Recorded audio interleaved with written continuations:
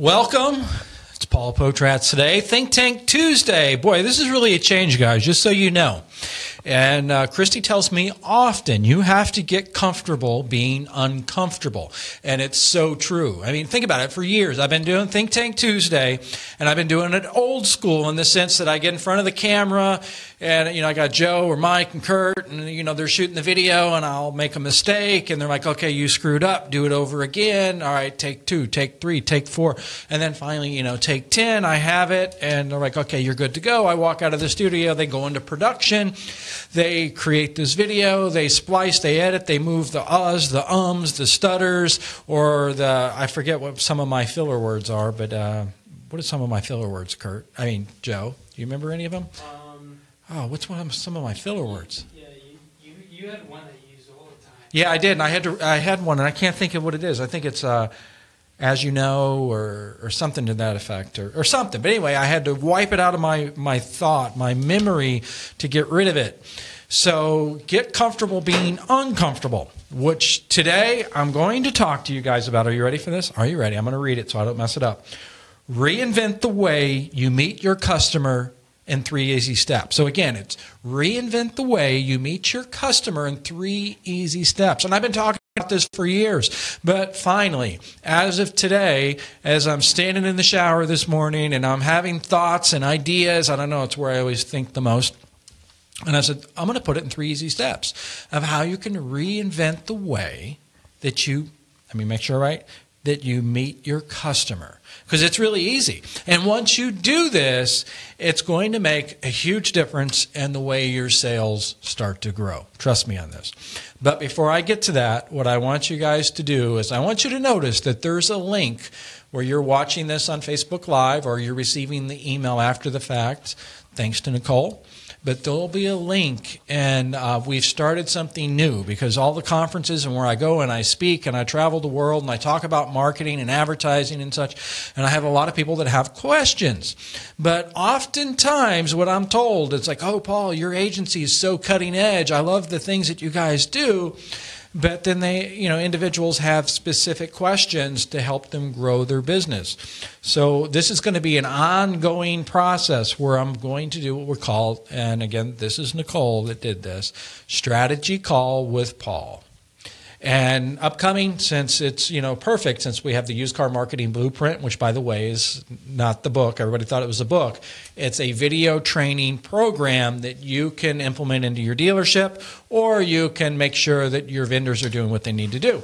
But anyway, upcoming 1 week from today, or no, I'm sorry, not 1 week from today. This upcoming Monday, what is it, April 24th, at 3:30 p.m. strategy call with Paul, and I'm going to share some used car marketing strategies. But you're going to have the opportunity to talk, ask questions. I'm going to answer those questions. It's going to be live. It's going to be on the fly. It's going to be fun. So click the link, go to it, and sign up. And yes, there's a cost. I believe in transparency, but it'll be well worth your time. There's only a few slots left, because I want to limit it. I don't want a lot of people that's going to be on the call. Otherwise, we won't get an opportunity to have a one-on-one discussion. It will be much more like a webinar, and I don't want it to be like that. All right, so the point today, reinvent the way you meet your customers in 3 easy steps. And when I go through this, some of you are going to grumble and you're going to go, I ain't doing that. I'm not doing that. I can't do it. You're going to have all these excuses. But if you get comfortable being uncomfortable and you get past the excuses and you do it, trust me, your sales will go up. Your leads will go up. Your opportunities will go up. Everything will increase that's positive. All right. Number 1. Are you ready? Number 1 is be accessible on their terms. And what I mean by that is being accessible to the customer, the consumer, the client on their terms. So I want you to turn it around. I want you to think about that for a moment. Have you ever wanted to do business with someone, but they were not accessible? I know it's happened to me many times. Like right now, I'm trying to get a fence because I'm tired of my dog running down to the neighbors and giving their chickens the hairy eyeball. Yes, I have a neighbor that has real live chickens that hatch eggs, and for some reason my puppy's really interested in those chickens. So anyway, the fence guy, I keep on calling this fence guy, and I keep on trying to talk to him, and it's weird. Like just a few minutes ago, I received the proposal in my inbox, but he didn't even call me. And I've been chasing him now for a week. So be accessible on their terms. So what I mean by that, let me make sure I got this right, okay? Because I wrote all these fancy notes. That means mode of communication. I know this is hard, but I want you to just think about this for a moment. On your website, and you'll know the answer in a millisecond, on your website, do you allow someone to communicate with you the way they want to communicate? Meaning, for example, text. Are you allowing people to text messages to you? And you probably, you have good reasons to say, well, I can't do that because it's not going into the CRM. We're not going to be able to manage it. We're going to miss opportunities. We're going to upset somebody. But here's the problem. If you're not allowing them to text you, you're not even going to receive those opportunities. And it's something different than what your competitors have. I mean, a number of your competitors, the vast majority of your competitors, haven't even caught up with text. I mean, seriously, guys, how long have we been texting one another now? How many years have we been doing this, and your website company hasn't caught up with it? So you need to start allowing texting. It's as simple. So that's what it is. You want to allow them to communicate in the mode of communication that they want to do it, okay? So that's the first one, mode of communication. Texting is one. And here's another one. Have you ever gone to a website and they want you to fill in a form and put your information, first name, last name, mailing address, postal code, city, state, phone number, and then they have to fill in the form, they submit it. It's just, that's not gratifying. People don't want that. So on your website, I want you to put that old school email address in there. And it's easy enough while you're saying, oh, I need it to go into the CRM. It's easy enough for it to go into the CRM. Your website company, your website provider can transcribe that, what looks like a basic text, like, for example, let's say it's Paul at AOL.com. Surely you're not using AOL. I know some of you are. But you can transcribe that into an XML format, meaning that it will go into your CRM in the proper format. So there you go. That's what I'm talking about. Communicate with them the way they want to communicate. Text, email. I mean, you guys might as well, don't forget about Facebook Messenger. You would be amazed. In fact, I was talking to a prospective client yesterday, and they said, yeah, we're getting a few messages through Facebook Messenger. And I said, well, why not embrace it? And that's, you really think about that. Embrace it. And once you embrace it, you'll get a lot of messages through Facebook Messenger. So I want you to start capitalizing on Facebook Messenger because the Messenger bot is it works. So there you go. I'm still on it. Being accessible on their terms. So we talked about communication modes. The next thing I want to talk about, though, that means being accessible on their schedule. So back to the fence guy. The fence guy, I like the guy. I mean, he is Amish, okay? So I can understand that it's harder to get him on the phone, and I'm not trying to be funny here. I'm being serious. But on their schedule, and some of you guys are going to say, there's no way I can do this, Paul. I have to have a work-life balance. Well, no, you don't. So on their schedule. So you think about it. I work all day. I'm working for my clients. I get home in the evening. Now I want to talk to the fence guy. So think about that. Do you have anybody that more or less you can text them a message or you can call them and they get back to you on your schedule? I mean, how easy is that? So think about that, and you'll just have to make some changes to make sure they're accessible on your schedule. In fact, are you ready, Joe?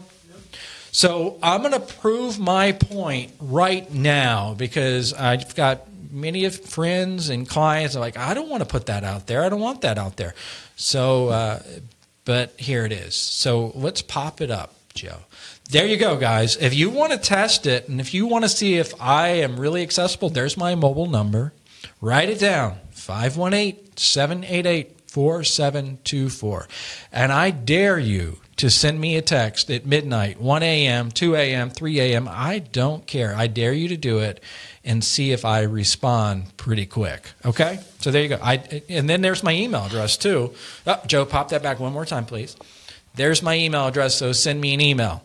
And of course, you guys can find me on Facebook. Send me a Facebook, through Messenger, however you want to do it, and see. So all modes of communication. It's there. It's in the center. It's front and center. It's for you to use. So there you go. And I'm just being the guinea pig here, okay? All right, so there you go. That was number one. Number one is being accessible on their terms, and that means by the mode of communication and being accessible on their schedule. I mean, think about it. When was the last time you wanted to go purchase something and you've got, you're off on Saturday and you go to the place on Saturday and they close at 4 o'clock or 5 o'clock on Saturday? In fact, I just had that happen recently. I wanted some furniture. I mean, it's starting to become spring here in New York, and I wanted some lawn furniture. I went to the place all excited, was going to get my Adirondack chairs because I could sit back and relax and all that. And I get there, and they're all chained up, and they closed at 4 o'clock on a Saturday, and they're selling lawn furniture and hot tubs. I don't get it. Maybe I'm in the wrong business. Maybe I just don't make enough money to take off during the week, or maybe I'm just that much of a... I got to be here. I got to be here with Joe, my buddy. So anyway, all right, so there you go. That was number one. Number two, and I think this is a good one. I think you guys are going to say, oh, my gosh, that's Paul. And it's number two is being a storyteller. And Joe, should I tell my story about swimming pigs? Yeah. You think so? Really? No. All right, so I'm going to tell you guys a story about swimming pigs, okay? So bear with me. So anyway, some of you, and I want you to comment if you're watching this on Facebook right now, have you ever seen the photograph of the little pig or big pigs that are swimming in the ocean? Again, comment on Facebook if you've seen that. In fact, I mean, maybe Joe can pull up one of these pictures because you guys probably think I'm making this up because I talked about this in staff meeting and people are giving me that hairy eyeball like, seriously, Paul, are you for real? So anyway, there's this island, and I forget the name of the island. And so what happened is there's like you can more or less use this island. It's like a free use island. And my story might be flawed a little bit, but hey, I'm telling you a story, okay? And it's true. So there's this island. You can kind of just move on there and use this island the way you want to use this island. So there's this guy. He's an entrepreneur. And he said, you know what I'm going to do? I'm going to become more or less a pig farmer. And I'm going to take all of these pigs to the island, and I'm going to start raising pigs. So entrepreneur, but he didn't have any property. He didn't have any of his own real estate. So he's seen this as a way to make money. So he was able to get the money together and, get all the money together to get these pigs. So he got all these pigs. And he put these pigs on an island. But here's the problem. Pigs don't eat cactus. It's an island like in the middle of the Caribbean or something like that, and there's no food source there for these pigs. So the pigs are starting to starve. This guy's dream's starting to die and everything else, but there is a restaurant that wasn't that far away. They weren't on the island, but they were on another island, and they felt sorry for the pigs. I mean, who doesn't love a little pig? So they felt sorry for the pigs, and so what they started to do in the evening, they would dump all the excess food, and the tide would more or less carry this food to this other island. Well, pigs being that they're smart, they started to see, well, there's this food that's floating this way. So pigs, being greedy little pigs, said, I want to be the first to get to the food. Well, I don't know about greed, but survival mode. I want to be the first to get to the food. So they started swimming to the food. Well, people were coming, and there it is. There you go, Joe. Joe, don't show me. Show the pigs. Can you do that? Yeah. Make it nice and big, because I know people think I'm teasing. And so, boom, that was beautiful, Joe, the way you did that. So anyway, so people, more or less, the pigs started swimming to the food and eating the food, and the pigs started to thrive. All right, so there's a photographer, and the photographer takes a picture of these pigs. And anyway, he's got these pictures of the pigs in his art gallery, and people are buying these pictures of pigs.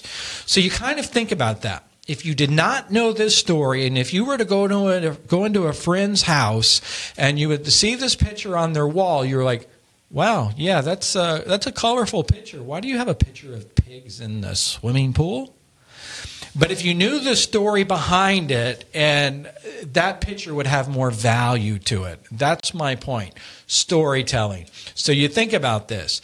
If I didn't have this storyline and give you this storyline, it would not have meant that much to you. So there you go. There's the swimming pigs. Okay, so there's a story.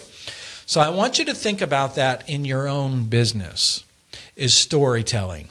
Because if you think about it right now, what's happening, what happens to us right now, advertising wise, how many years ago could you only reach your potential customer, your potential client, when they turned on the TV, or when they got in the car and turned on the radio, or when they went to the curb and checked their mail, or when they walked out front and picked up their newspaper? I mean, think about it. Hopefully I'm making sense to you guys, that you only had limited ways to talk to that consumer, that prospective client. You only had a certain number of ways to market to them.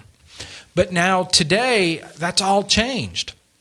I mean, everything's changed. So I want you to think about that for a moment. All of the different modes of communication that we have now as marketers to be able to talk to our potential customer, our potential client, that I want you to think about, when was the last time, in fact, I know some of you right now some of you are watching this video on your desktop computer, but you're sitting there with your mobile phone and you're looking at an app, or you're on Facebook, or you're doing this, or you're doing that. You're doing something with this device right now.